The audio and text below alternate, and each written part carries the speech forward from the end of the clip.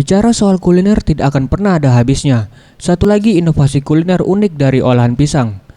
Jika biasanya pisang hanya digoreng dengan tepung, namun di salah satu usaha berada di Jalan Radial Palembang, pisang dikreasikan dengan berbagai macam topping yang menggugah selera dan kekinian.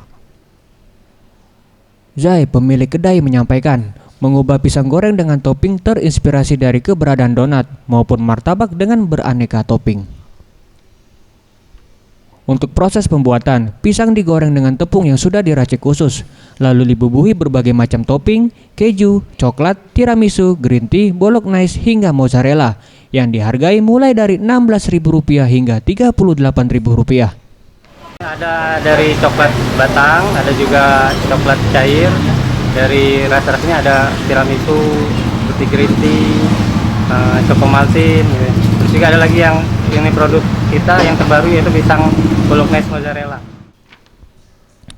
Ia menambahkan, dari usaha yang digelutnya sejak 5 bulan lalu ini telah menghasilkan 8 cabang usaha. Dan dari setiap cabangnya mampu menghabiskan 3 tandan pisang gepok dengan 40 porsi per harinya. Dari usaha ini, puluhan juta rupiah mampu dikantonginya per bulan. Anugrah Sandi Pratama, Sriwijaya TV.